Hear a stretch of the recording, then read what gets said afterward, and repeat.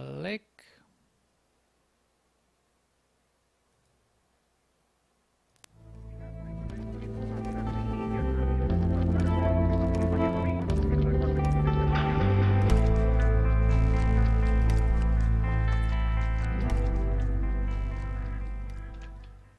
Hi, team. Welcome to the Skate Podcast for Star Wars The Old Republic. Today, we walk through the feedback threads on Galactic Starfighter. Our broadcast astromech today is EPC 201, who feels the need for speed. With me, as always, is Seema again. Seema, is it time to buzz the tower again? I think it's definitely time to buzz the tower. Top Gun, lukewarm, butter, all those. all the references. Yeah, all the references. Hey, I know it's going to be a shocking surprise to you and to the chat room, but I just want to say I am looking forward to the Manon Struggle. It's because it's going to look nice and sleek. For everybody who doesn't know what's going on, we had to restart the podcast because I was doing terrible things and doing it all wrong. So Seema's saying everything. Deja vu all over again, Seema? Yeah, deja vu all over again. Here's my Theron, by the way. Since we can customize him now, I don't have a lot of gear in my cargo bay anymore. So this is what I could come up with. So he's a Rishi pirate. So he's all set. He's all ready for Talk Like a Pirate Day, which is coming, by the way, September 19th. I looked it up. So, everybody excellent. Get ready for it. September. Yeah, let's see. What else was I going to say? Yeah, Drum and Cause is I really like the Drum and Cause Stronghold. I really like the Yavin 4 one, but I never did buy it. So I think I will go out and buy the Manon one when it first comes out, even though it's 15 million credits. Yeah. And that's probably just to start it off, I'm guessing. Yes. In fact, I think we got some notes on what that's going to cost. Although. Yep. And we'll wait and talk about it because there's a tip for unlocking it initially that we always talk about. I also am looking forward to that, which we will talk about. I did spend a little bit more, another 500,000 credits in the casinos, and I did get the Wraith mount, at least, and a few more golden certificates.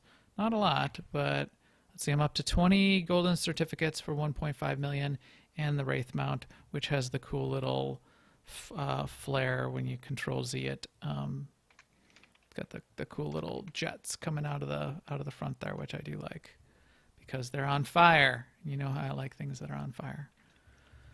Indeed, and broken. I like broken stuff, old and busted. I also liked some more GSF this week. That's what I've been doing, and we're certainly going to talk about quite a bit of that. So I'll put my perspective into into the spin of what we're hearing about so far in the Galactic Starfighter feedback threads. And we did Temple of Sacrifice in our ops team night tonight, and I have not done that in ages. It has been a while. It has been quite a while, and I had a lot of fun. We did wipe on Underlurker. Only because yes, we did. We were just goofing around and not DPSing fast enough. We got him down to I think he had 10,000 health left. He did, and I was tanking, and I could not close the deal. I apologize unreservedly. He was enraged for a really long time. He was for a long time. So, oh boy. But then the second time we did him, we just didn't even get close to the enraged timer. So, yeah, we were just goofing around the first time, apparently. Right. I see someone is goofing around in guild chat. Yes. Yeah. Anyway, that was great. Temple of Sacrifice, I recommend it. Go there and check out and say hi to Revan for us. With that, I think we can talk about some news. Now, an Imperial News Network report. In the news, we did get a small drop, and you might not have seen in the dev tracker, a reference to the next Cantina event, which will be in October, actually, in New York City, and it will be part of New York Comic Con. So that is pretty cool. I wish they would do one in Chicago again, but we'll have to wait for that They with bated should. breath. I mean, they could get to Chicago as easily as they can to New York, maybe easier. Yeah, O'Hare, just fly up to O'Hare. In fact, when they did it in Rosemont, which is a suburb of Chicago, which is it's right by the airport. It's basically they almost probably could have walked from the airport terminal to where they did it, and it was cool. I liked it. I would go again. What else? Send Nothing Keith else going on next week, are there? send Keith a DM I will do that. suggesting it. So coming up is the release date for 5.3 patch, and that is July 11th. And that's going to have the long-awaited new ops boss fight, which are the sisters Avella and Esne. The patch itself is called Sisters of Carnage, so we don't know why. Right, because they are Presumably not the because Sisters of Carnage. Yeah, they're like the gods of Sisters of envy. Envy. Yeah. But we're looking forward to that. We didn't do Tithe tonight, but that was the first time in a while. So now we can do the sisters. And then I brought up earlier, but the Manon Stronghold is part of this patch, so that'll be coming up next week. There's also going to be a cartel pack with decos that are specifically meant to coordinate with this Stronghold that's coming out as well. Yeah. So the Stronghold itself is you can unlock it for 2.5 million credits or 2,500 cartel coins. Yes. Which is tip number 1 on Strongholds. If you unlock it with the 2,500 cartel coins, if you ever have to deactivate it, then you don't have to pay the activation fee ever again. So now we do know that we'll be able to activate and unlock 6 strongholds this time around. But if they put in another 7th and they say you can only have a maximum of 6 and you need to deactivate one and you deactivate Manon and then you reactivated it, you would have to pay that 2.5 million again if you did it with credits. Right. So 2,500 cartel coins is still a lot, but I might do it with cartel coins just because of that. Yeah, I think I'll go with the credits. Personally, because even though it is, it takes some doing to get 2.5 million credits back, I'd rather do that than get dollars back, really. That, and I mean, if I have to earn them back, yeah. If I was going to have to deactivate one, I'd probably deactivate Coruscant, which is no credits to get back. So yeah, maybe. Yes, that's right. Then to get the various expansions, there's rooms 1 through 4, and the first one is 2 million credits. The second one is 975,000 credits, so 1 million credits, let's call it. And then 3 and 4 each are basically 1.5 million credits. And then with the cartel coin cost being, roughly the same ratio that the first one was. So it's like 1,400 cartel coins or 2 million credits to open room 1. So altogether, I think that adds up to like 3, 4, 5, 6. It's not as much as I thought. I thought I read that it was going to be 15 million credits. The 15 million is the unlock cost for a guild stronghold, if you want to unlock it for your guild. Oh, see, I didn't read all the words. I just read the numbers. Yeah, this seems like a good deal to me. I'm going to probably buy it and open up everything. Yeah. That's my plan. I sure Also will.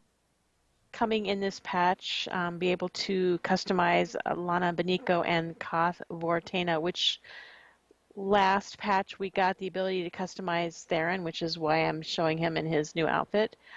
So now Lana and Koth Vortena. Although Lana, to me, her outfit is so iconic. I completely agree. That's why I said the same words as you. Yeah, no, I agree. I'm not going to change her outfit.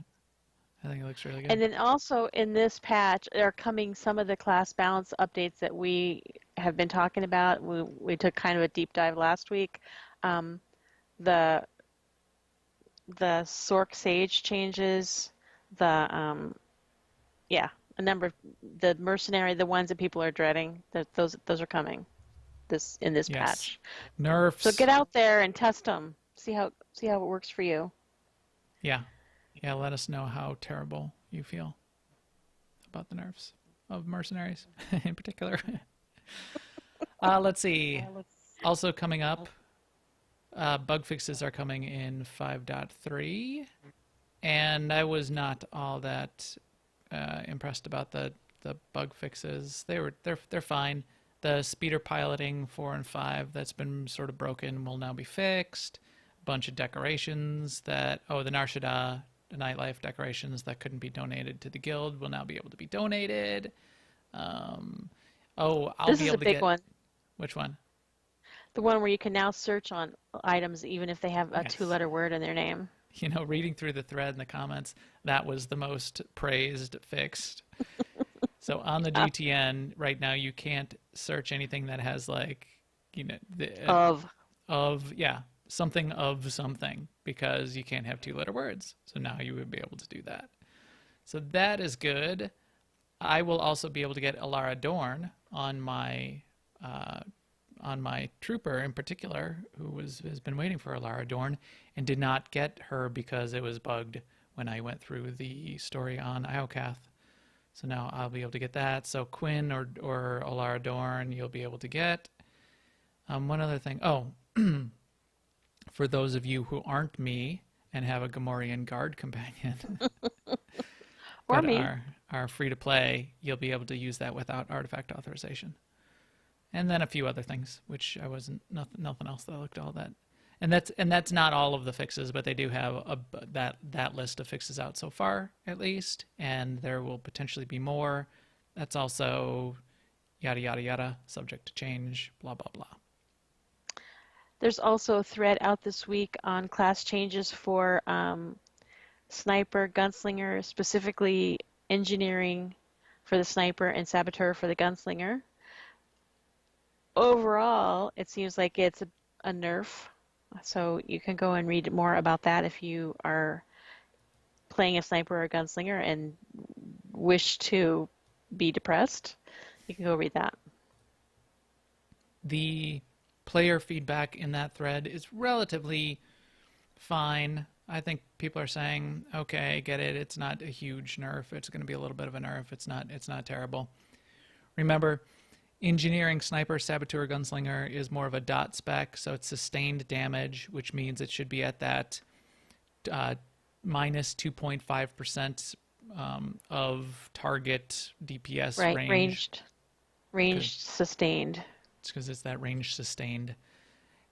There was a little bit of controversy though, because they made some comments about how energy is being consumed, and Swimming in energy. they said because these snipers, gunslingers are swimming in energy, we're adjusting that slightly. And everybody started to say, you know, you must never play the game. You obviously aren't even a human, whatever. Because none of us are swimming in energy. My theory. Yeah, go ahead. Do you think swimming in energy will take its place alongside Heal to Full? Heal to Full and Thrill of the Hunt and Better than crossover. better than crossover. No, I don't think it'll go that far, but No, it doesn't have the same, snap. So I think swimming in energy, if you've got a rotation where you're able to use quite a few expensive abilities and you're not having to weave in things like, say, for my mercenary, if I never ever had to do rapid shots and I barely ever had to vent heat, well, then I'm swimming in energy. If I have to weave in rapid shots every once in a while and I have to make optimal use of vent heat and thermal sensor override, well, then I've got some energy management going on. If I had twice as much energy as I had, well, I would just be using a lot more expensive abilities. I'd be filling in with tracer missile and not ever doing rapid shots. So there is yes, your rotation, you may be managing your energy very tightly, but that's probably because you're using a lot of expensive abilities, and you're going to probably have to modify that rotation and use a slightly less expensive rotation. But I may not know what I'm talking about. I may be talking out my butt. So feel free to provide that feedback. Speaking of feedback, there was a couple threads that were split off and a bunch of posts coming from Eric and some from the writers and some from Keith that were talking about a thread that started about feedback on the story and then evolved to feedback on feedback, and they split the thread now, and you can go read it. It's not high drama, but it's enough of a little bit of contentious topics on, is the story terrible? Why are you so terrible for making a terrible story, you terrible people? And is negative feedback really all that negative? And when I say I hate you and you should die, it really means I like the game, and why that's important. Right. I care about it. So, and I don't know how to express that, so I'll just hate you. I'll just say you should be fired, and I will just go on to each person I think that should be fired and explain my feedback that way. But still, valid points in all of them on both sides. In those, it's good that both the BioWare side and the community is starting to at least talking about those kinds of things. So there you go. In Guild and Community news, I was gone last week at Nerdtacular, the 10th year, the 9th Nerdtacular that was done. So if you don't know what Nerdtacular is a sort of like a con, but it's only about 300 to 350 people. That's Close friends. Part of the Frog Pants, a podcasting network. And they had 2 days of panels, live podcasts, a little bit of entertainment. And it was up at Snowbird Lodge in the Utah mountains, and a bunch of friends meeting up and hanging out, and hundreds of board games that were out, lots of partying and that kind of thing. A lot of the panels, if anyone's interested, are on YouTube. You can look up Nerdtacular 17. There was a game panel that was a bunch of the podcasters who do game podcasts for the Frog Pants Network with Scott Johnson, and Greg Street, who's Greg Ghostcrawler Street, who worked at Blizzard and is now an executive over League of Legends, and Russell Brower was there on that podcast, and he is the executive in charge of all audio at Blizzard. So a lot of the Frog Pants podcasts are all about Blizzard properties. So they have some connections there. I got to hang out with Russell some on one of the nights. We were hanging out, having a couple beers. He was a pretty cool guy to talk to. Talked about some of his personal projects. Greg Street gave some really interesting commentary on how games are made and what their targets are and what the game industry is like these days. I think all of the BioWare game producers would sort of agree with a lot of those concepts and topics that were talked about. So some highlights there. I have to go watch really those. Fun. Yeah, that sounds really interesting. Yeah, it was super cool, and it was super cool to see all my pals. So that was awesome. Yeah, I can imagine. This coming MFN is going to be on the pub side. So on 7-Eleven will be on the pub side. Conquest this week is done for me. I did mine already. I think we did, because when we did Temple Sacrifice, we got a whole bunch of conquest points. But anyway, the group finder stuff, a lot of ops stuff is repeatable. PvP and GSF is repeatable. Crafting is not repeatable. So basically, that's all I did this week. I did one invasion force, and we did one ops, and that I made my personal thing. So easy week for me. Yeah, I did. I did not make my target yet because I spread it out across 2 different characters. Because I was tanking, Yeah, and then for Underlooker, that's I right. switched to my DPS, so I didn't get all of the points on one character. But yeah, For the team, you did that. yeah, that was awesome. One other shout out for Nerdtacular. In the chat room, we have Squishy, who was at Nerdtacular, gave Oh, him were you a high five squishy? there. Yeah, so we Cool. connected up, said hi. We were hanging out some, and certainly shout out to the chat room. Thanks everyone for helping us get the show kicked off right. Telling us what a bad job I was doing, leaving the title screen up for the whole time. But we've gotten that worked out. I will catch all of you after. But right now we can talk about the last Starfighter until the next update in Starfighter. Fleet Admiral Ago to attack squadron. You are approaching the Kuat Drive Yard satellite defense network. Your goal is to secure and protect. Your goal is to secure and protect. Actually, I like the Imperial Admiral Rankin slightly better. Admiral Rankin to all ships. This repair outpost is critical to our operations in this region. It must not fall into enemy hands. Thank you, Admiral Rankin. I like those Imperials. So yes, Starfighter. In the forums for this week, there is some discussion from BioWare asking, hey, what's your feedback on Starfighter? And now nobody's really got feedback because it's just sort of been out there and hanging out for years now. Quite the opposite. So there's 3 threads. There's a thread that they started on ship balance where they asked, are there any ships you feel are underpowered or overpowered? So we'll talk about that and ship components. They started a second one on itemization and how fast does it take to ramp up the ships and that kind of thing. Is there anything which is terrible as far as that goes? And then the last one, which is the best thread, I think, and which is getting a lot of good discussion in it, which they said they entitled it Friction Points. And they started asking things like, how's the learning curve? Is there anything around ship balance that's preventing you from playing? In other words, what is preventing you? If you're not playing, what is preventing you from playing? Yeah, and I like the term friction. I use the term friction in a lot of my, as a bit of vocabulary, quite a bit. So yeah, friction just means things that are slowing you down from getting into it, or things that are preventing you from playing it, or things that just are grating on you when you play it that make you want to play less or not at all.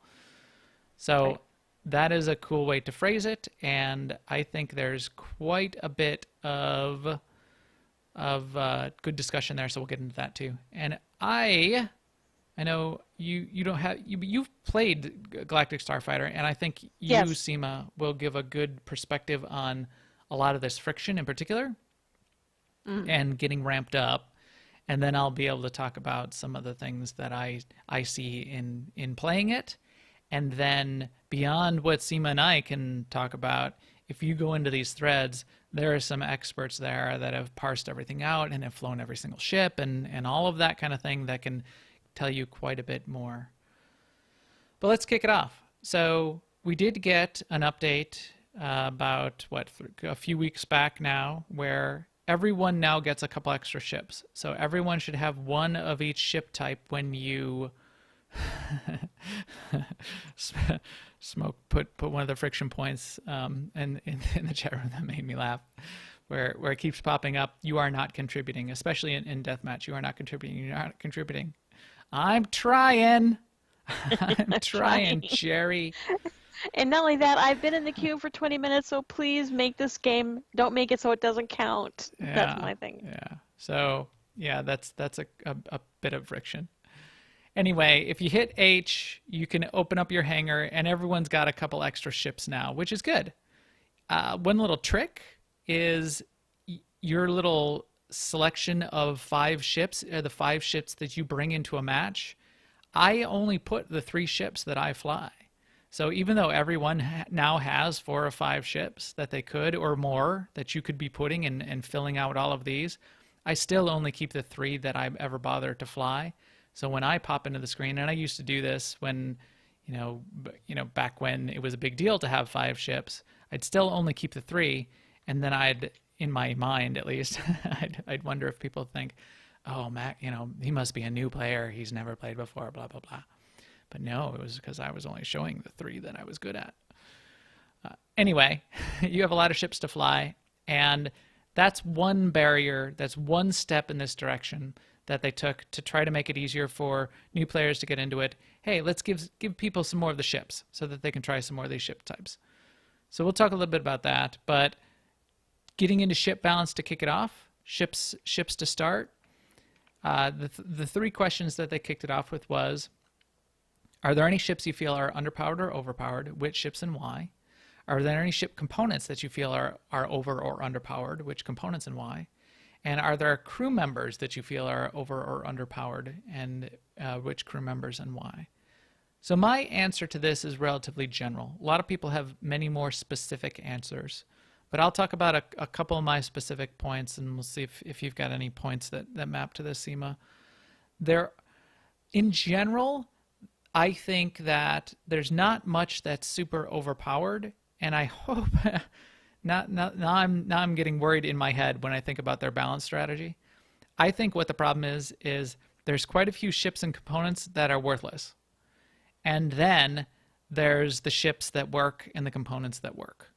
I don't think anything's necessarily overpowered.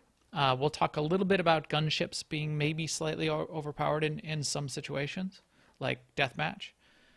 But in general, I don't think anything is really all that overpowered. So I hope they don't take the perspective of, well, if you're playing the Decimus and, you've got these crappy concussion missiles on it, you're basically doing no damage. We're going to bring everything down to that level. I think that would be a terrible approach. So hopefully what they're thinking about is there may be a couple situations where something seems a little overpowered. I think the bigger problem is there are weird configurations of ships, that like a gunship that's using missiles and a bomber that's got, concussion missiles on it. There may be unique situations where you use some of those combinations, but a lot of those components or some of those ships just aren't structured very well. So do I think anything is really overpowered? The one situation that I'll mention that I think is somewhat overpowered, and this is echoed in the threads a little bit, so I made my comments and then I read through the rest of the thread, so it sort of got confirmed, is gunships and deathmatch. So there's two kinds of maps, there's two kinds of games that you play in GSF. One is where there's the 3 satellites, and you need to capture and defend the points, defend those satellites, and that's how you acquire points, and that's if you've got 2 of them and you've got more sort of points that you're accumulating, then that's how your team wins.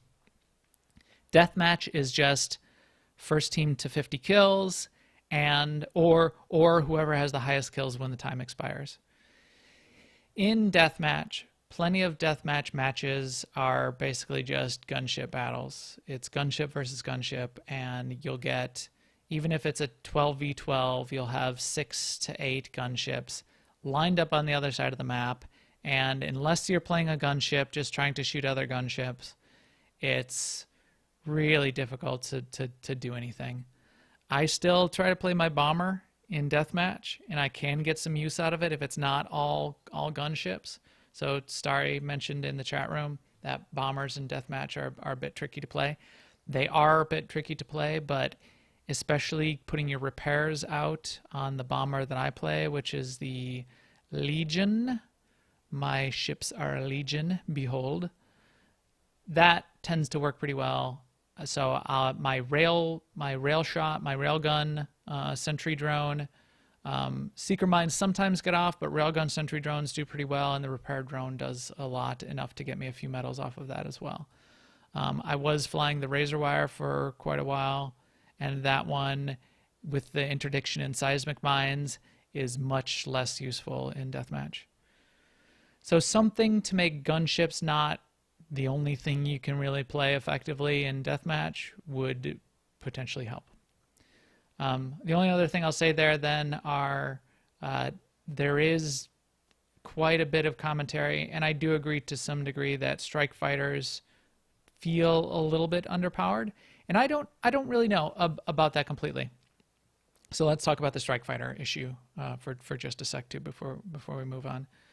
So strike fighters are more a renaissance ship, a master of none, but pretty good at a lot of things. So defensively, they're pretty good and offensively they're pretty good. No, do they do as much damage as a gunship or a scout? No. Are they as fast as a scout? No. Are they as defensively strong maybe as a bomber especially that's got a repair drone on it?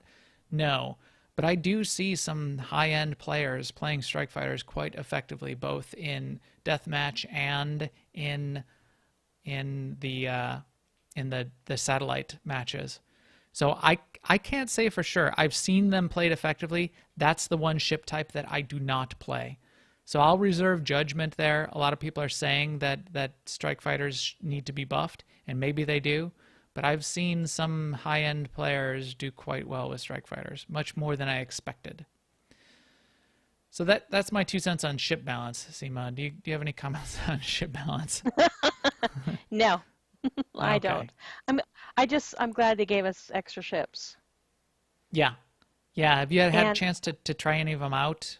Probably not yet, but no, we should do a night no, where we of course try them out not. some. Because when we get to friction section, you'll hear that. But yes, I read through the thread though, and I've totally bought what people were saying about the strike fighter. So I don't know. So I know things are not always as they seem. right. One other thing I'll say about balance is the one place I would like a little bit more balance, and I think just by eliminating the the damage overcharge power-ups in deathmatch, you could get a little bit more balance also. The players that are really good know right where those power-ups are going to spawn, and then you get a power-up, a damage overcharge power-up on your gunship or on your scout even, and go and you start basically if you get that and you're using your ship abilities to good effect, you're basically almost one-shotting people, especially newer people that are coming in the game, and I don't think anybody should be able to do that. So I think that is a Right. slightly overpowered ability. I think it's overpowered by design too, but still, I think it's overpowered and they should take them out. All right, so itemization, I have even a little bit less to say on itemization, but same sort of commentary that I already gave, which is, so what they mean by itemization is that's the components on your ship or the crew on your ship, right? So the components are the weapons, the primary, secondaries, the shields, the engines. This is where you can pick between heavy lasers or light lasers or burst laser cannons. And here I can pick between seismic mines or proton torpedoes or seeker mines. So the components are another place where my perspective is there's some components that are standard and useful, and there's some components that are just not very useful or barely used. I think there are a couple people that are maybe interesting in the way they can use proton torpedoes, for example, but 9 times out of 10, that's pretty useless, and nobody uses those. Like here, if you're gonna fly a Legion bomber, you're gonna have the repair drone. You're never gonna bother doing like this shield projector. I don't think anybody uses the shield projector. So I think it's more, again, an effect of there's one or two that are sort of the must-haves. Same with the crew. There's a couple crew members that are sort of must-haves.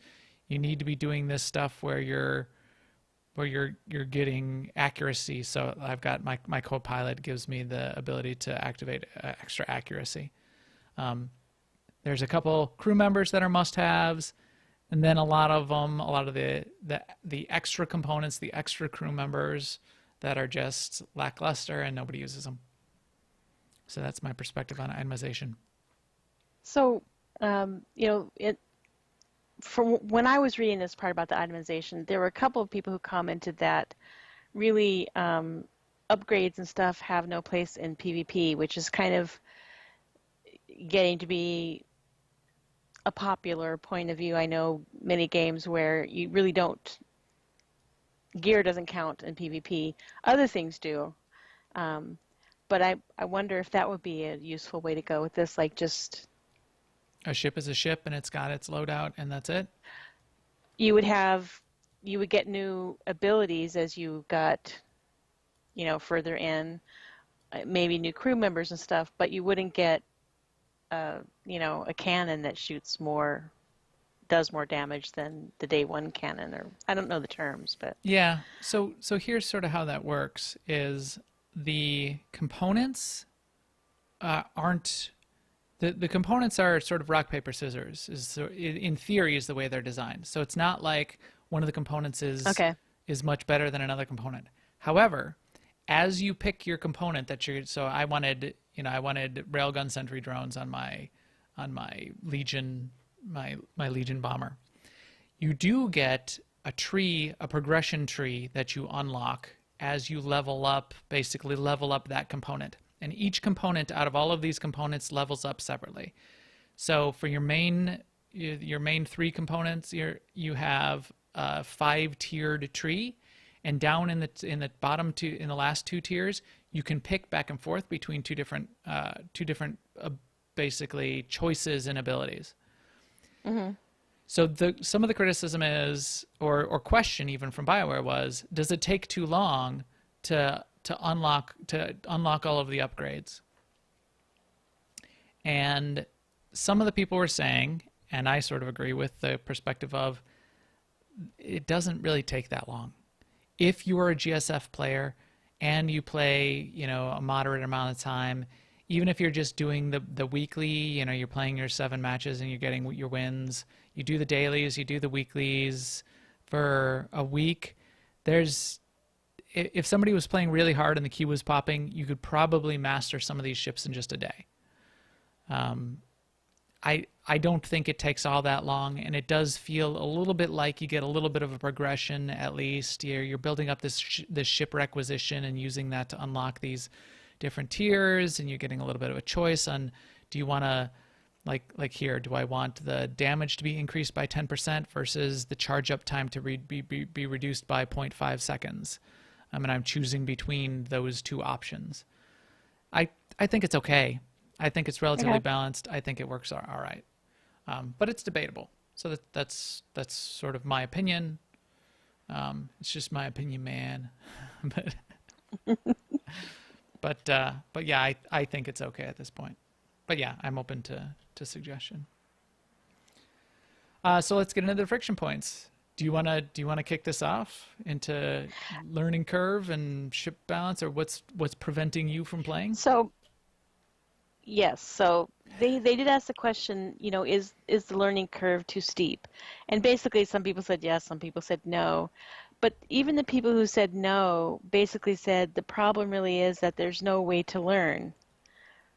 I mean, it is a learning curve, but there's no place to learn except for on the battlefield, right? There is a tutorial, but it's inadequate for actually learning how to do how to equip your ship. You can use it to learn how to move around, but it's too boring to stay in there for very long. So then you end up going out there into space, and you're no use at all to your team, and you're getting killed right away. So a better way of learning is what I think is needed, and I think a lot of people would, in that thread, were kind of leading up to that. And that kind of takes us on the road to a PvE version of GSF, because the only way I'm going to go into a tutorial, go into a practice mode, is if it's interesting to me in some way, and then if I get something out of it. Like I could spend a half an hour in the tutorial where you just fly around until I got good at flying around, but I'm not gonna. Right. I think you're right. I think this is a very salient point. And if you had something to do in there, I don't know what it would be, because I've never got past the point of being able to fly my ship. But because I'm one of those that complains about, you're just kind of rolling around going, well, how do I do that? And then I way overcorrect and I'm spinning, and then I'm like, yeah. I don't know what would make it, but it would have to be something useful. Like I'd have to get GXP for doing it, or something. And maybe there would be dailies with objectives where you go and capture it, or maybe if you could do it even together, co-op, A lot of people pointed out that when you PvP with your character, everything you do in PvE, like enables you to learn your class and how to play it, so that when you get to PvP, you already know that part of it. Yes, you change it and you use different abilities and you use them at different times, but at least you know how to walk and how to, you know, Yeah. at least do your shots or wave What's your lightsaber around. what's up, what's down. I Yeah, completely agree. right. I think that's the key point is from the time you start the game, you're using damage abilities, you're running around, you're shooting things. Once you decide that you want to go try out regular PvP, just like regular war zones, it's slightly different, but it's mostly an extension of running around shooting things, which you've been doing. You get Right, you're into learning GSF. Yeah.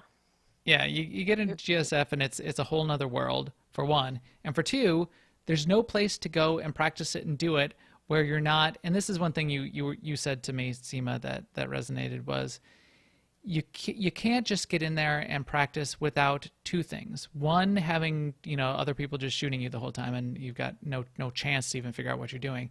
And two, you'll feel like you're letting the rest of the team down. Yeah. And you try to get in there and try to figure it out and try to work it out. And if you're a reasonable person with any sort of empathy whatsoever for your teammates, then you're going to realize that you're a liability when you're just trying to figure it out. And I could totally see that. And I would not want to do that. So, And the whole time all this is going on, the game is telling you, you're not contributing, you're not contributing. And you're like, I know don't keep telling me that. I feel bad enough already. I'm trying.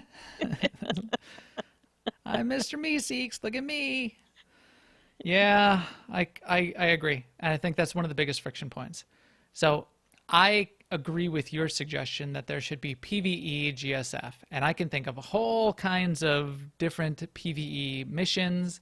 Like there's a big Star Destroyer and it's got turrets on it and it's got a bunch of crap going on, and you get in there with 4 to 8 other players and you need to strafe this thing and repair, get some bombers to have some repair, get behind an asteroid, be strafing it back and forth, taking out the turrets until you blow up the Star Destroyer.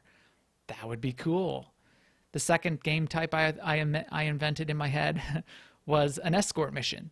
So there's a slow cargo escort, and you've got to sort of escort it through a field of enemy fighters that are coming in and, strafing it, and you've got to protect it, and you've got to blow up the enemy fighters before they get too close, and all of that kind of thing. That's the second kind. So what you're describing is the old space missions, but just not on rails. Mm-hmm. And co-op, right? And I played the hell out of those. I mean, I played those a lot. So yeah. You'd certainly need to see do little tricks in there to make it so each of the ship types were useful for different pieces of the objectives. You'd learn why to use a gunship and why it's interesting at 15,000 meters. You'd learn why a bomber is interesting when it lays down the different types of bombs that it uses. You'd learn what the strengths are of the speed of the scouts and the dogfighting ability. What are you laughing at? I just thought of something else. Well, like you're in this GSF, you're letting your team down, you're getting killed, you don't know which way is up, the game is telling you you're not contributing. And during that whole time there's voices going on, and I guess they're your crew. They are. Maybe they're telling you something you need to know. I don't know. No, they say random things that just make you feel Yeah. bad. I guess I'm gonna die. Good job there. Okay, guess I'm gonna taste vacuum. Shut up. That's not helpful there, Gustuno. Yeah. Agreed. That's another little side point that's pretty hilarious. So what else? Let's go through some of these other friction points of things other people have said and some of my commentary. Learning curve too steep to get into. Did you have a learning curve question? No. I mean, I think this whole thing we're talking about with the PvE thing is a part of the learning curve thing, because it would address that. Mm-hmm. And then one of the things they ask is ship balance preventing you from playing. No, it really isn't, because I don't know ship balance. I don't understand it. I haven't gotten that far, so. That's not preventing me. I'm being prevented way before that. Right. And I think My that's where most friction people are point is way at. before that. Yeah. It's I'm just crashing into asteroids and I'm getting one shot by these gunships on the other side of the map and I have no idea what's going on and it's just not fun. And I have no safe space to even try it out. So forget it. But I want to make a comment too about that. People say I'm just crashing into asteroids. That's fine, but I don't crash into asteroids anymore, but there's still a huge gap. I can manage to miss the asteroids. That does not mean that I can now play GSF. Right. So it's like, it's not the asteroids. They're not the issue. It's everything else. And so there's a couple other things, and I put one of them down, is there is, although you're shooting off into space and you're shooting missiles and some of the missiles just go the direction that they're going and you're laying mines down, you will not, your blasters will not damage enemy ships even if you're pointed right at them unless you target the ship. So a lot of new players who are just trying it out get in there and don't realize you have to hit E to target the ship that's right in front of your reticle or R to target the ship that last damaged you, and we'll go through a whole match and never hit ERR and be shooting right at things and not doing any damage and not knowing why. And that's, Right. I think that's another one that they could easily fix, where if you're shooting towards something and you don't currently have a target, well then auto target that thing. I think that's something they should do and make it more obvious what's going on there. So learning curve that way, get some PvE ability, opportunity in there, and then people will do the PvP stuff too. Matchmaking issues was one of the questions that they asked, are there matchmaking issues? There's two kinds of matchmaking issues. One is, are you getting matched against people that are really good? Yes, but I don't know if we can do anything about that because there are just not enough people playing GSF, and we don't have cross-server queuing, and we don't have queues popping all the time. So what I would not want to have happen is like something like 2 tiers, one for mastered ships for people that are really good, and one for people that are still unlocking stuff in their ships. Because all that's going to do is make the queues even longer or never happen. Right, right. Which I would not I mean, want. I think the answer to the matchmaking question is we don't have any idea how well the matchmaking works because basically there's one game of GSF going on at any time and everybody who's queued is in it. Pretty much. Exactly. So if anything, the key request there to BioWare is the part of matchmaking that's preventing people from playing is parts of the days I can't get any GSF to pop, any queues, even on Jedi Covenant, which is a relatively populous server. In the evenings, I usually can. Some servers don't have any GSF going on. That's a bigger barrier. If we could have cross-server queuing, that would be pretty cool. And then they had another question out there about, is GSF character-based versus legacy-based? This one, I don't think it's that much of a burden for it to be character-based, but I do really like the sound of legacy-based. If all of my ships were shared across all of my characters, and I only had to level it up and unlock it once for my legacy, my hangar was basically shared by all my characters, that makes sense to me from a lore perspective, and I don't think it would be really inhibiting anything to do it that way, because then maybe I would go unlock more ships.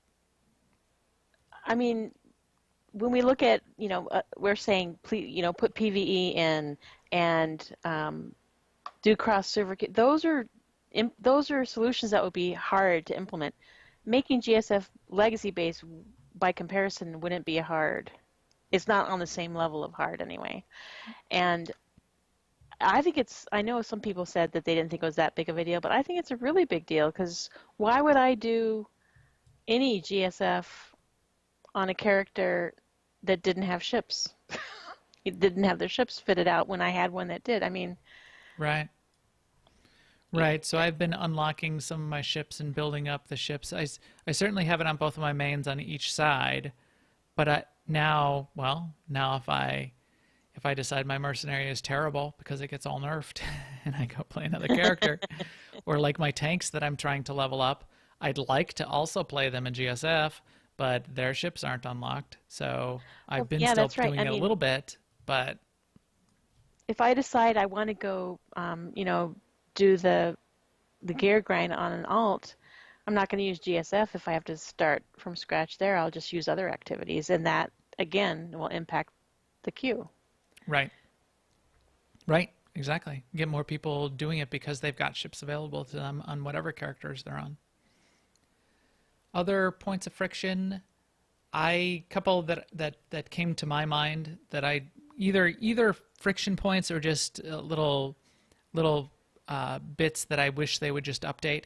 One is that I don't like that there's a penalty for switching ships in the middle of a match, and that penalty, I don't think they meant it to be a penalty, but the medals that you earn are based on, say you have to get like 5 kills to get the, to get the killer of killer medal.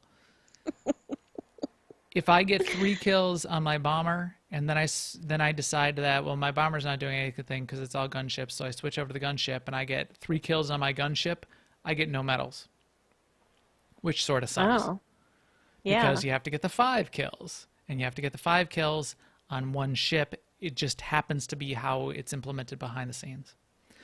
The second thing is that I put in that list was on the my Legion I like, because my Legion bomber gets medals from its repair drone, but when I switch over and try to play the Razor Wire, and I'm a cool dude, and I do my hyperspace beacon, so my team can use that hyperspace beacon instead of something like a repair drone to jump into battle more quickly. You basically are placing a new spawn point on the map. However, doing that, I get no medals for that. So I've used one of my major abilities that's sitting out there putting these hyperspace beacons out. I get no medals for it, where I would be getting maybe a couple medals for the repair drone. So if I'm going to do any kind of matches, I'm much happier playing my Legion right now than my Razor Wire, because that repair drone gives me a couple medals, and the number of medals you get in a match has a big impact on the command XP that you gain from a Galactic Starfighter match. So, Oh, really? Okay. yes, big difference. So that's also a tip for people. Go and look what it takes to get some of the medals, and you might want to concentrate on that a little bit when you're in a match. For example, killing 3 of the defense drones around a satellite. I think it's 3. If you kill 3, I think you get a medal for it. So if you kill 2 and you're about halfway through the match because you cleared the satellite, you might want to run over to one of the satellites and just kill another one real quick so you get that medal, because it makes a big difference for command XP. Also under the category of suggestions, there was a player that put a post out there named KRSFM. I don't know who this player is, KRSFM, but real good suggestions. So I like this post that this person put up. There was a lot of suggestions that I had also thought of or agreed with. Definitely one of them, which again applies to newcomers and people just trying to learn, is medals it's a little too hard to get medals. So you get into a match, you're trying to contribute, it's complaining that you're not contributing. You get in there, you're basically gunship bait. So you're out there, you're getting shot by the gunships, so maybe the other players can go out there and kill the gunships and get some kills. Even being gunship bait, it seems can be valuable, but you get no, it still complains that you're not contributing, even though you're getting shot and killed, and you get no medals for it. So that sort of sucks, because then you're getting like the minimum command XP, even though you're sort of potentially even contributing by being bait. Give them some more medals. I also do this when I'm on a team that's really dominating in GSF.